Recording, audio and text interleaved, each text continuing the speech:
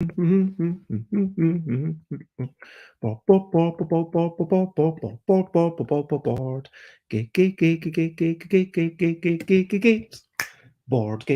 board games. We might be talking about board games, board games, but I'm not gonna shout. I am starting off this streaming with a little bit of singing. And today, if you bear with me, I'll talk a little about my DCG, my deck construction game. And I'm thinking castles, creatures, and contraptions could be part of the name. I like alliteration, and I like making cool things, and I like improvising whilst I sing. Hello, good morning, good afternoon, good whatever it is, wherever you are. 10 a.m. is UK time, time for Busy Beats and Board Game Leather. And Busy Beats and Board Game Leather, yep, that's what it says, that's what I said, cool. And it's episode 913, Deck Construction Game Designer Diary 3. So this is the third time that I'm basically just talking about what's up with this, what's happening, and how's it going. In summation, I would say that I've played the game, or I've watched the game being played rather, 3 times since I last. 3 times? 5? Yeah, at least 3 times since I've last chatted about it. I've watched game number 8. And between each session, like there have been some functional changes, and we've moved towards like a set of rules that I think I'm happy with. I'll talk about some of those decisions. I'll talk about some of the results.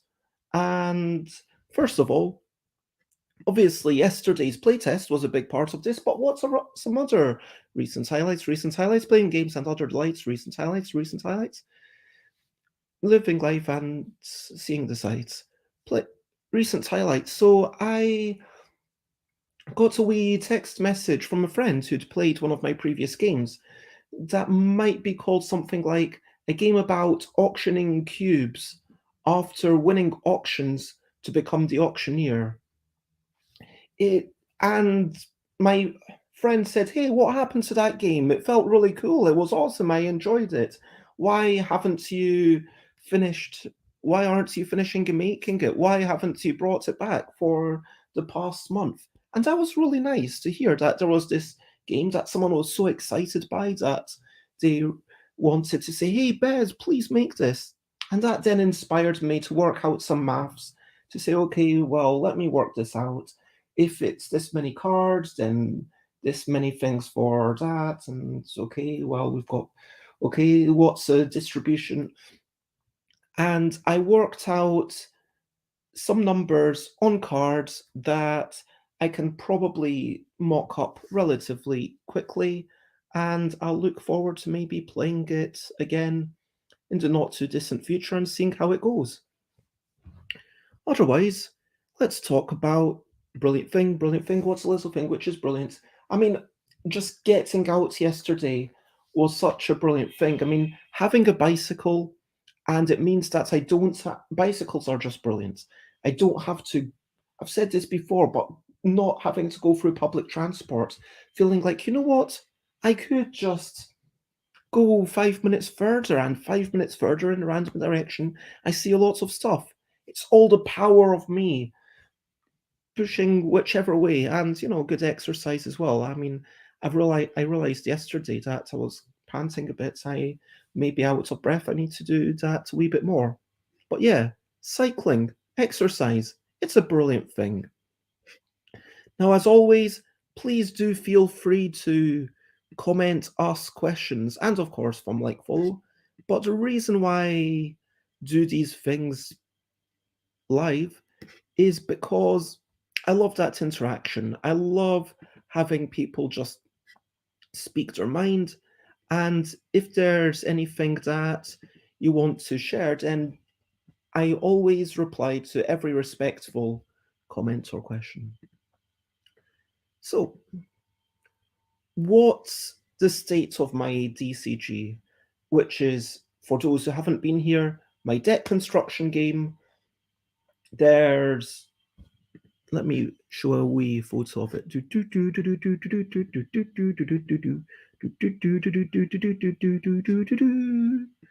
There we go. Which view's better? Let's go with this one. Okay. So here you can sort of see what's going on. And I realized as I was walking up the stairs back home yesterday that it might be about, it's kind of about castles, contraptions, and creatures. And I like that alliteration, so I might go with that in the name. So you've got things that were previously called gizmos, but let's call them contraptions, that have the little rectangle in the middle over here. I think, yep, you can just about see my cursor. And bits are added onto it. This is what gives you your resources. So some of them are free, and then you activate the contraption for one resource, and then it generates more resources. So the first one, if you've just got to rubbish attachments, it's not actually going to give you anything. But then if you've got two, then you start potentially getting more of a benefit. Or if there's a more expensive attachment, then you put it, then you might be generating more and more resources, and it might get more efficient. Some of them, they convert this into that, and it's like, wow, I'm getting so much. This converts into that, and that converts into that, and you can run this every turn. And that's what builds up your resource economy. Then you've got your creatures.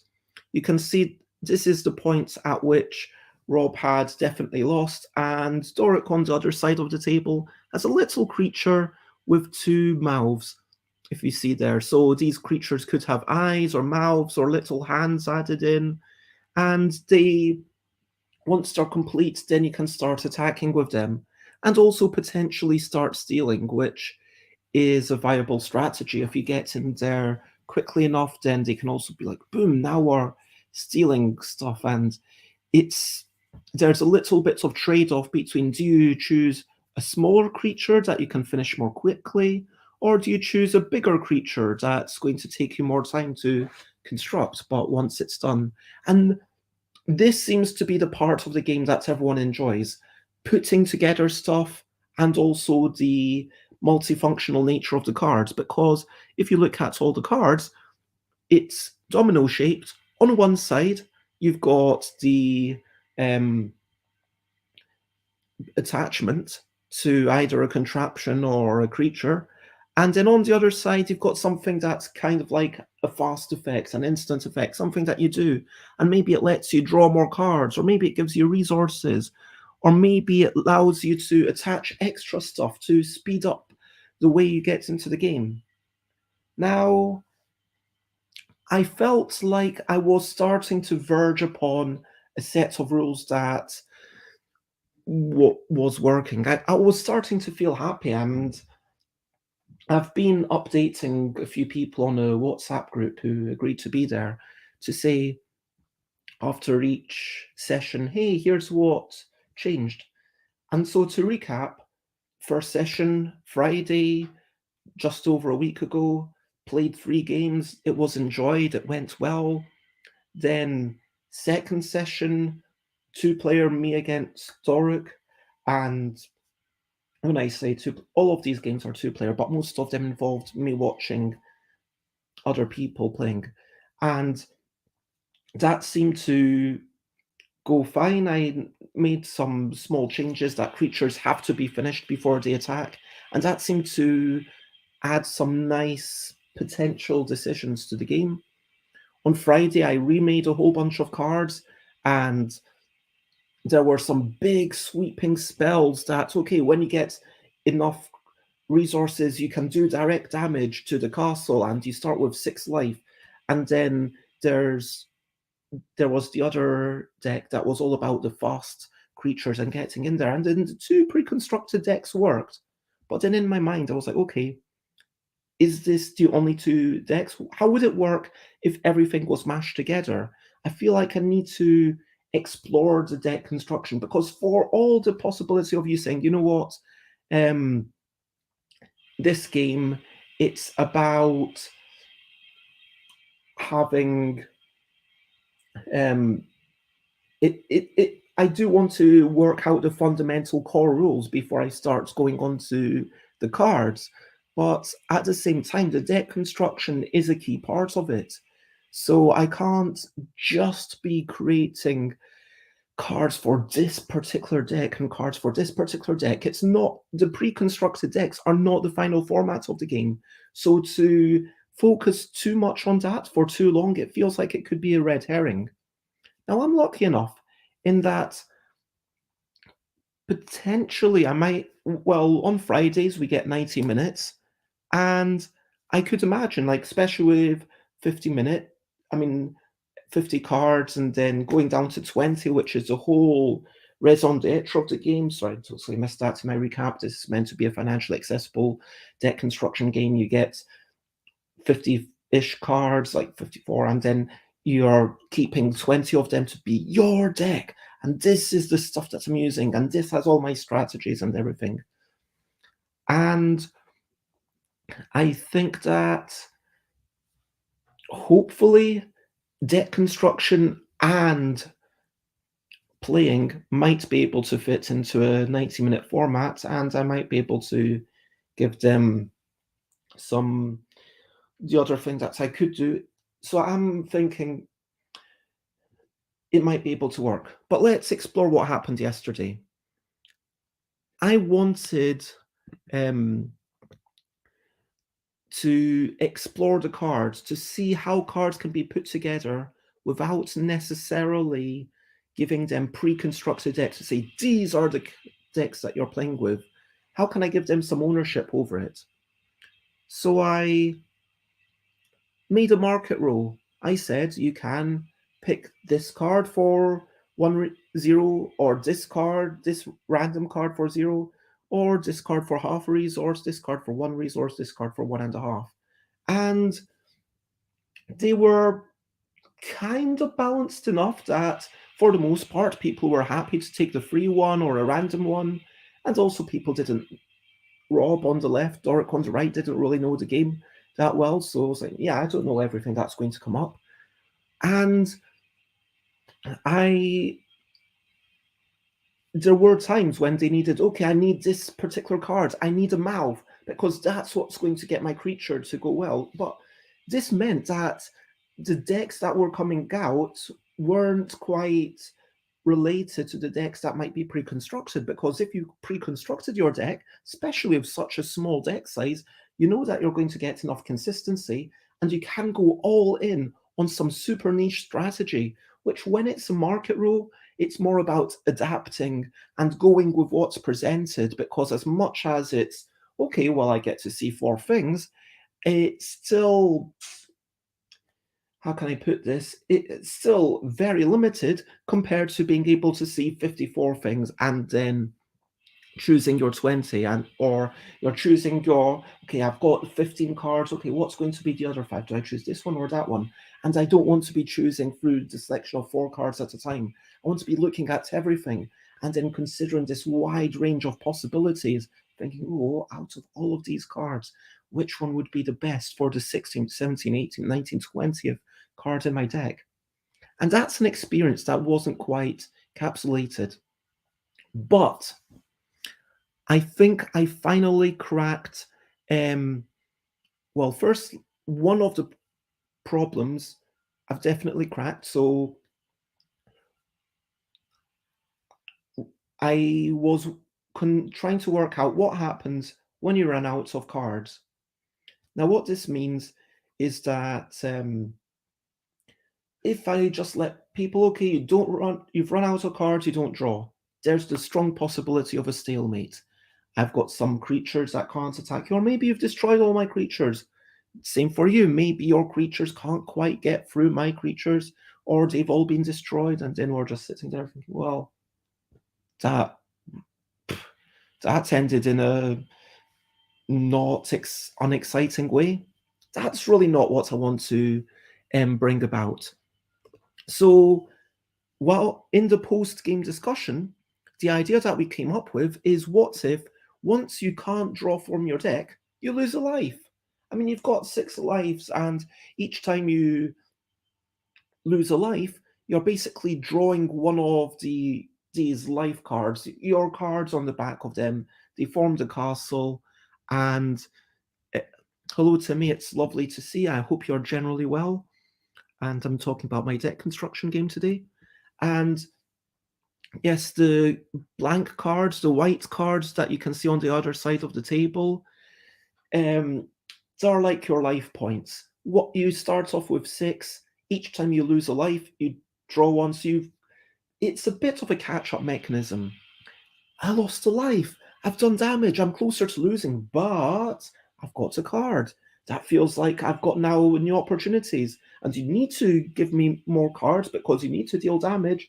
But each time I get dealt damage, well, I've got another card that might give me something extra to do, which is kind of exciting if the cards have enough value and utility, and we make sure that these cards are always things that you want. So if once the deck runs out, we say, if you cannot draw a card from your draw pile, if your draw pile is empty, instead draw one of your castle cards. So you're reducing your life, but you still get to draw a card. I think it makes intuitive sense.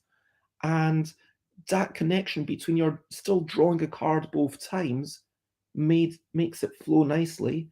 And either way, if you run out of cards in your deck, it's like, well, I'm going to lose. Even if I hadn't lost a single life, I'm going to lose in 6 turns. So that feels like, okay, now it still finishes the same way both times. And I don't need to add another rule like saying, okay, if you run out of cards, you instantly. That feels, again, a bit,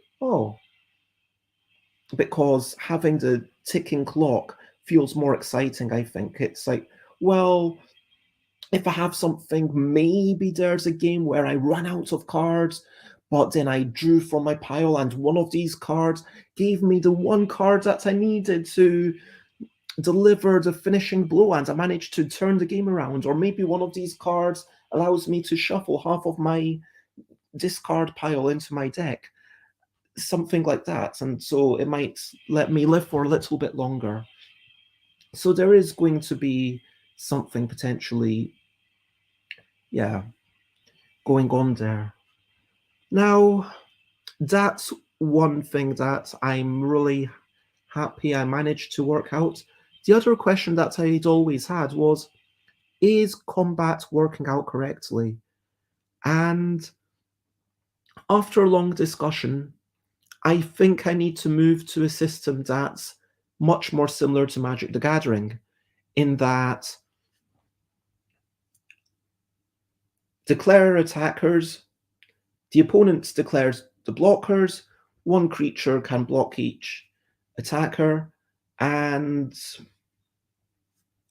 then that's it. And then you resolve the damage. And the damage here is dealt slightly differently in that the stronger creature destroys a module of the weaker creature.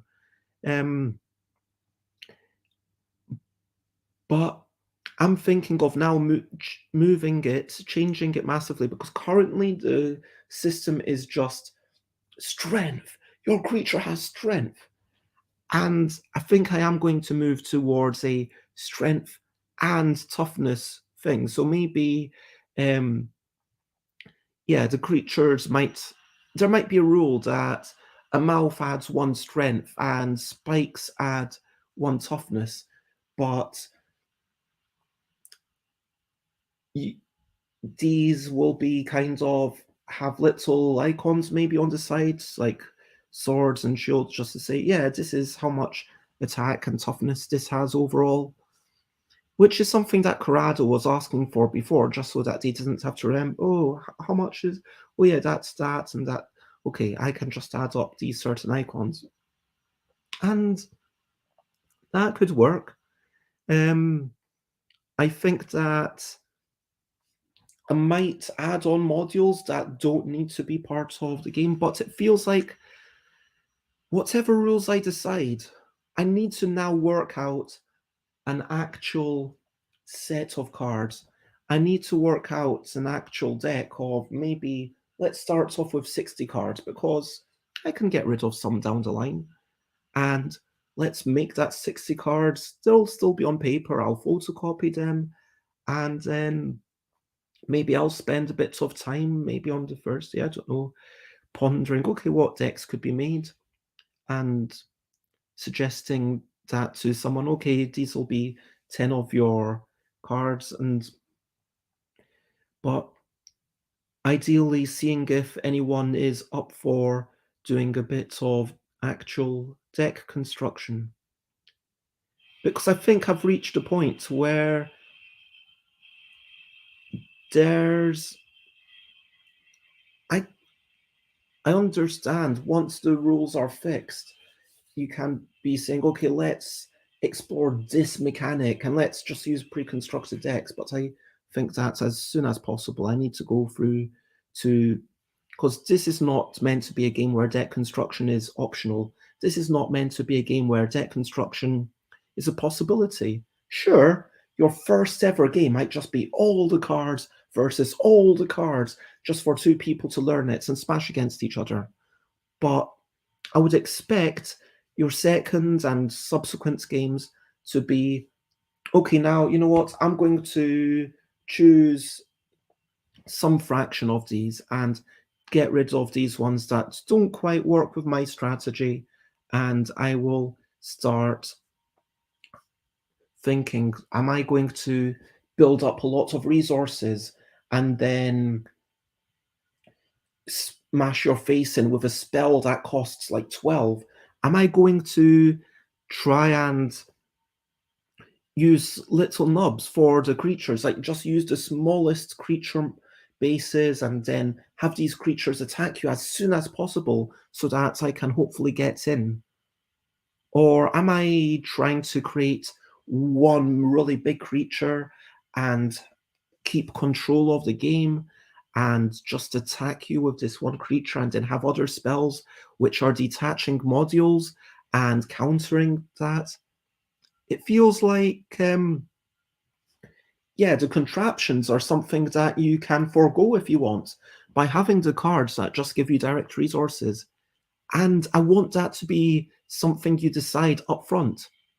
And one of the upfront decisions is, which free bases do I have? So actually, even with the standard deck, you need to decide, which three of these bases am I going to keep? Am I going to keep two contraptions and one big creature? Am I going to keep two contraptions and one small creature? Am I going to keep two creatures and one contraption so I can attack with more stuff? Am I going to just go all out and have the three creatures, knowing that, hey, I'm going to struggle to get resources later on, but it's all about that initial tempo?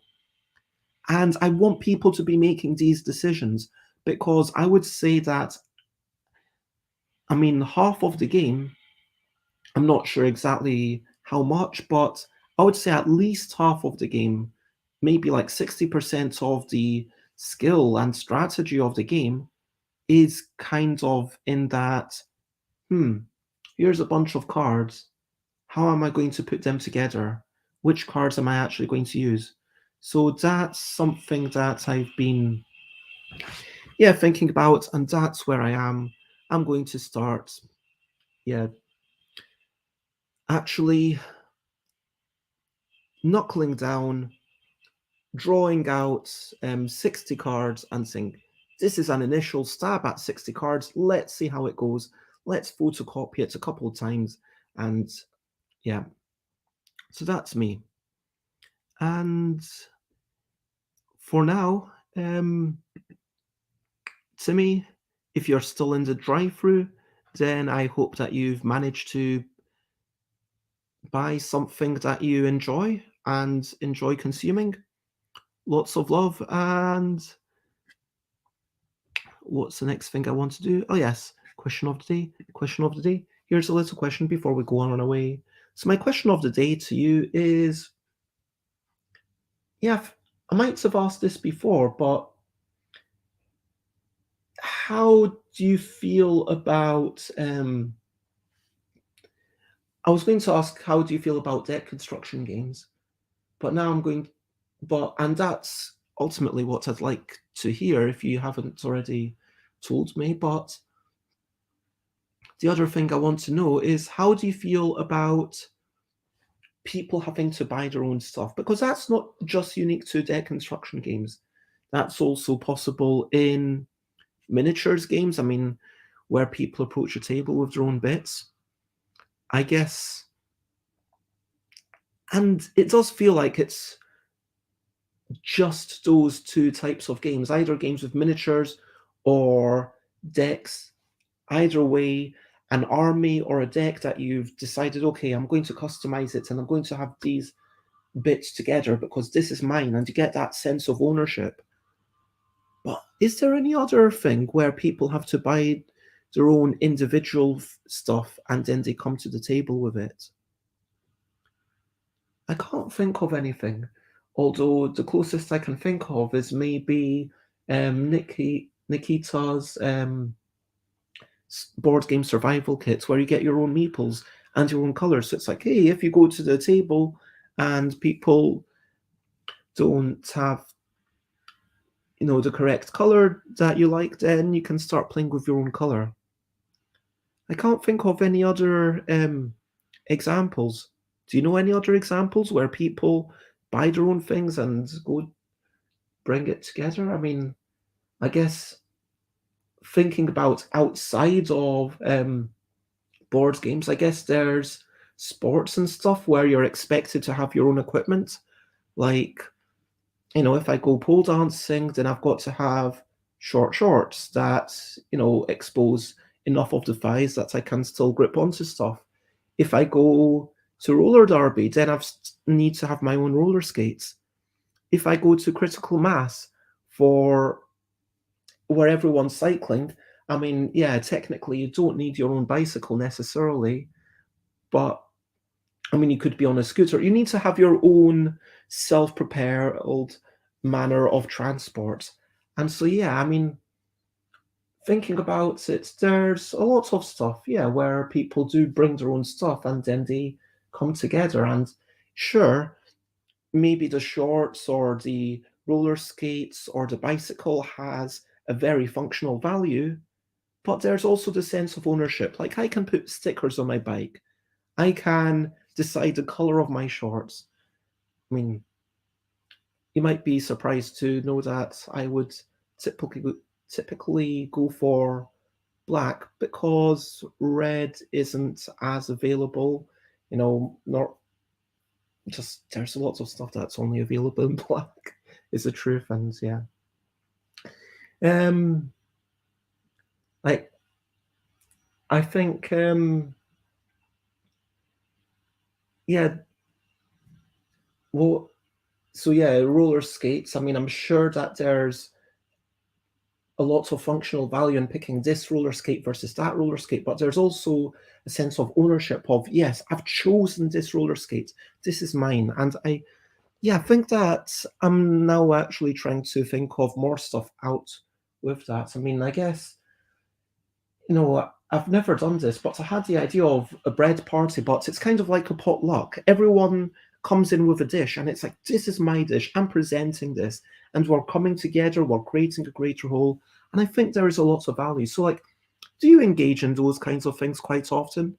What was the last thing of that kind you engaged in? And for me, and I guess it's kind of like a party in a sense, because, typically when people come over, they say, hey, would you like me to bring a drink? And typically I say, you don't need to, but if there's something that you specifically want to drink, please do bring it. Otherwise, I've got food and stuff. Sometimes a board gaming gathering, people bring their own board games, but then they aren't all played at the same time. So normally it'll be like one person brings that. So I guess like a deck construction game is kind of like a potluck or a party where everyone brings a drink and everyone brings one item, and it's like, hey, this is what I think is interesting, and this is what I think is going to contribute well. And is there competition? I mean, not as much as a deck construction game where there's going to be an official winner and loser, but I think there is a little bit of sense of, oh, I want my thing to be enjoyed by all these other people. Anyway, over to you. What are you up to? You can share button if you want to. I'm going to do posting, get stuff posted. I am going to sign a contract and get it sent off. I feel like there was something else I also had to do. Nope, that's probably enough. And then I'm going to head out and I'm going to spend most of the day outside is the plan. So get contract signed for my leaving party, get stuff posted for people helping me at Terracon, and then skedaddle outside and go gallivanting. Paint the town red, figuratively speaking. Although that's normally nighttime affairs, and I know I'll be back in the early evening. But recap and wrap up before we finish up. To recap and wrap up, cycling is brilliant. I need more exercise.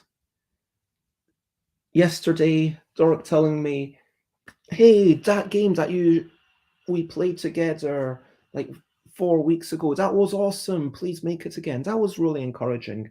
And I think I will get a quick prototype together. And I have, at this point, for the deck construction game, worked out a possible solution. I'm really happy with the solution of what happens when the deck finishes. You start drawing your life cards. I'm happy with the way that life currently works. It's represented by cards. When you lose life, you get cards as a small bonus. But I also really like the idea of deck is done. You need to start drawing that. It's intuitive and it's going to flow well. I think that Magic the Gathering style combat might be the way to go. And I need to obviously separate myself out massively from that game. I can't just be reconstructing it, but hopefully with the multifunctional cards, with the completely different way that the putting together creatures and putting together contraptions works, and the life total, and the fact that it's a tiny, tiny deck, and so there's going to be a lot more recursion and stuff going on in your deck potentially. I think that, I'm excited to just get everything out, and maybe I'll do that like Tuesday, Wednesday. I'll be drawing out stuff, but I do also need to get crack on with categorical. Is really the big thing that I need to do. Anyway, that's me. I am Stuff by Bez in all of the places, and stuffbybez.com/streams. Tomorrow I will be chatting to Daniel. So tomorrow is officially meeting Daniel Chin, where we'll be chatting about favorite games, about what got Daniel into gaming, about Daniel's relationship with gaming. On Wednesday, Alan Paul and I will be chatting about the next type of auction. And on Thursday, I'm not sure. But check that out if you want to see who's coming on, and if you have any ideas for future guests, or if you want to jump on yourself, then please let me know. Share, spread the word. Thank you very much, everyone. The only thing left to say is, as always, bye, bye, bye, bye. This is a goodbye song. Bye, bye, bye, bye. Thank you for watching along. Bye, bye, bye, bye. This is the end of the show. Bye, bye, bye, bye. And now it's time to go. Bye, bye, bye, bye. This is a goodbye song. Bye, bye, bye, bye. Thank you for watching along. Bye, bye, bye, bye. This is the end of the show. Bye, bye, bye, bye. And now it's time to go. Bye, bye, everyone. Bye, bye, bye, bye, bye, bye.